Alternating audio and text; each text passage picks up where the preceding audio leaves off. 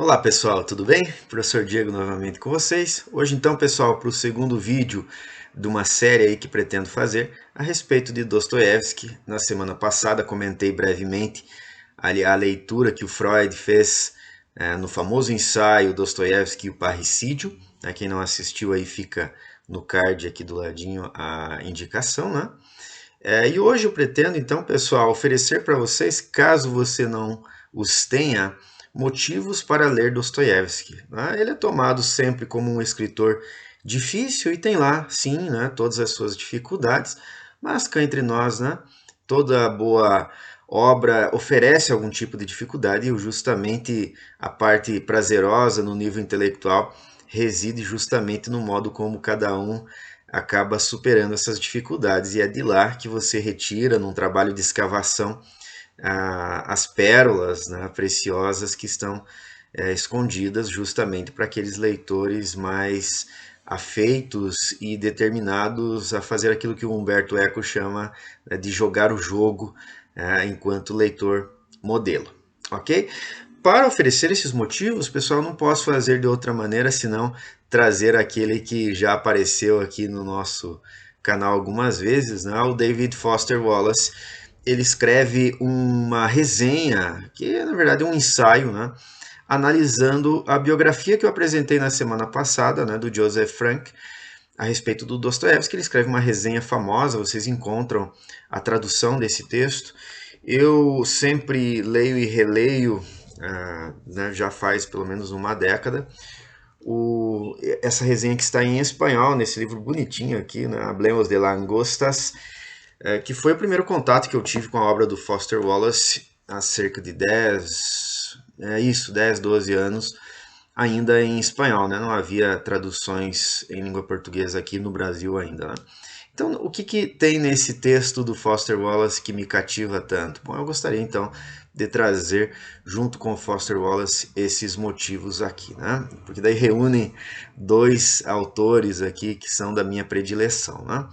Foster Wallace começa dizendo o seguinte: o primeiro motivo e mais evidente para ler Dostoiévski é porque ele escreve muito bem. Aí realmente, né, acho que ninguém discorda que o sujeito escreve histórias suficientemente atrativas, complexas, mas muito interessantes, que nos prendem, que têm mistério, que são realmente bem escritas. Em última análise, são bem escritas. Né? As traduções que nós temos hoje em dia são muito boas.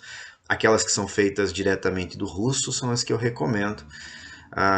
Já li no comecinho, né, da minha carreira acadêmica e intelectual as obras traduzidas a partir do francês, ou seja, a tradução da tradução, e infelizmente não são boas. Essas do Paulo Bezerra, Boris Schneiderman, são de fato de uma qualidade primorosa. Eu não sei russo, mas conheço quando um texto é bem escrito.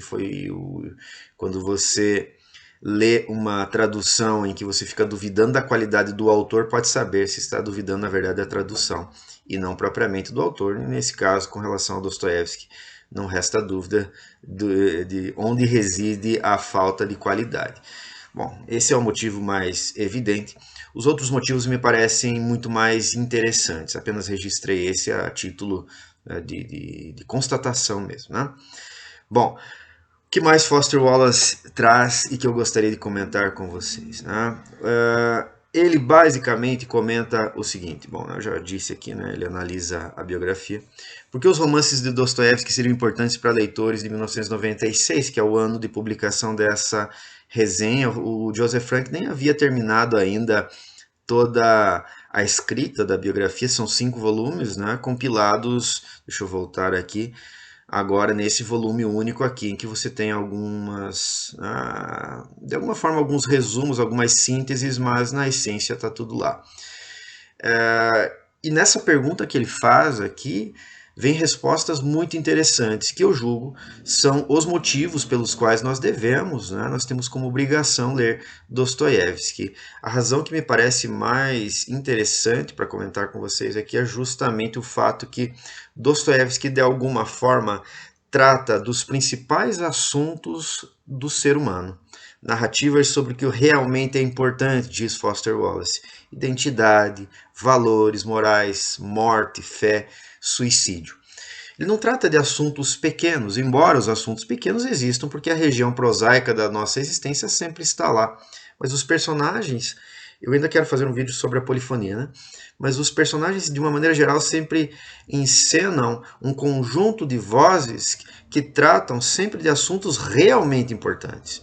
E é interessante perceber que, em geral, os personagens são assim. Mesmo os personagens que são eventualmente desprovidos, né, de uma profundidade intelectual, eles sempre são unidos de alguma forma nesse campo polifônico, e eles participam de um grande diálogo em que grandes assuntos estão sempre sendo tratados, né? É interessante perceber, então, esse primeiro ponto, né? Dostoiévski, além de contar boas histórias, histórias que nos prendem, ele sempre insere os grandes assuntos da história humana, assuntos que são abordados na filosofia e que estão desde sempre nos mitos, né? Estão, de alguma forma, já discorridos nos mitos de todos os povos de todos os tempos, né? Os assuntos que são aprofundados também, eventualmente, em tradições religiosas, né? Por que não? Dessa forma, né, a grande pergunta aqui que, segundo Foster Wallace, nós temos em Dostoiévski, né? Como ser humano? Como ser uma verdadeira pessoa, tá? Tendo em vista todos aqueles grandes assuntos ali. Interessante perceber que Dostoiévski sempre coloca os seus personagens naquilo que o Bakhtin chama de no limiar, né? Eles estão sempre no limite entre a sanidade e a loucura, entre a vida e o suicídio, por exemplo, né? Ou entre a verdade e a falsidade, entre Deus e o diabo, entre o céu e o inferno, e assim por diante, né? É muito interessante, de fato, trazer essa pergunta aqui que o Foster Wallace se faz e reconhecer isso nos romances de Dostoiévski, né? Algo que o próprio Foster Wallace afirma, e eu gostaria daí, depois desse comentário aqui, ler um trecho dos irmãos Karamazov. Ele diz o seguinte, que Dostoiévski nunca deixou de promulgar coisas que não estavam na moda e nas quais cria, e chamava essas coisas, né, por seu nome, sem esconder, então, sob, por exemplo, entre aspas, colocando entre parênteses, colocando numa nota de rodapé, sem ironizar. Chamava pelo nome aquelas suas convicções, que não eram simpáticas no seu tempo, mas que ele pagava o preço. Ele nunca, o Foster Wallace comenta isso, né? Ele não se preocupava, por exemplo, com a sua reputação literária, se fosse o caso de lhe custar. Por exemplo, ele começou sendo muito famoso já aos 25, 26 anos de idade, com um romance chamado Gente Pobre, mas dá uma guinada muito grande na sua visão ideológica mesmo, né? E paga o preço por isso até hoje, né? Ele é muito criticado por isso, mas ele nunca teve medo de afirmar aquilo que era a sua própria convicção. Nesse sentido, eu gostaria de ler um trecho aqui dos irmãos Karamazov, já para encaminhar a parte final do vídeo. Na minha edição aqui, né, em 2 volumes, tradução do Paulo Bezerra, é um trecho em que o Dmitri, o irmão que a mim me parece mais parecido com o próprio Dostoiévski, dos 4 irmãos, né? Está conversando com Alyosha, que é aquele personagem angelical, enfim, né, e que está ali como interlocutor do Ivan Karamazov no episódio do Grande Inquisidor. Tem aqui a minha leitura no canal também. Ele diz assim: meu irmão, eu sou esse mesmo inseto. Deixa eu ampliar a imagem aqui. Isso foi dito especialmente a meu respeito, e todos nós, Karamazov, somos assim. Até em ti, anjo, esse inseto vive e em teu sangue gera tempestades. São tempestades porque a lascívia é uma tempestade. É mais que uma tempestade. A beleza é uma coisa terrível e horrível. Terrível porque indefinível, e impossível de definir porque Deus só nos propôs enigmas. Aí os extremos se tocam, aí todas as contradições convivem.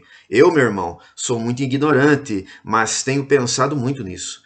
Existe um número formidável de mistérios, um número excessivo de enigmas oprime o homem na terra.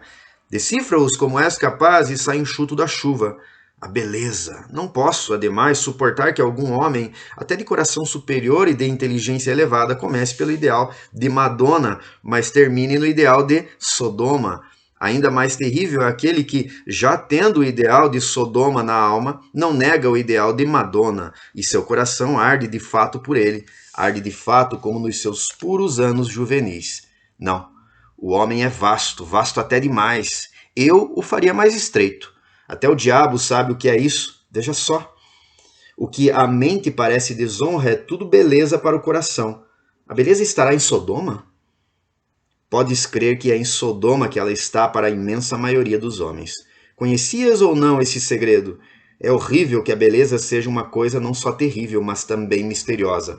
Aí lutam o diabo e Deus, e o campo de batalha é o coração dos homens. E assim, vou encaminhando aqui, fazendo uma pergunta para vocês. Como é que vocês reagiriam lendo isso aqui num escritor contemporâneo, num livro de hoje em dia? Que é a pergunta que o Foster Wallace faz. Será que a gente daria uma risadinha, assim, E esse tom aí, né? Trazendo esses grandes assuntos aqui e tal. É pra gente se pensar, né? Pra gente passar meditando a respeito desse assunto aqui, né? Como que nós reagiríamos se hoje Dostoiévski escrevesse com essa potência, chamando pelo nome aquilo que nós colocamos em itálico e entre aspas, ou mesmo entre parênteses. Ok? Um forte abraço e até logo.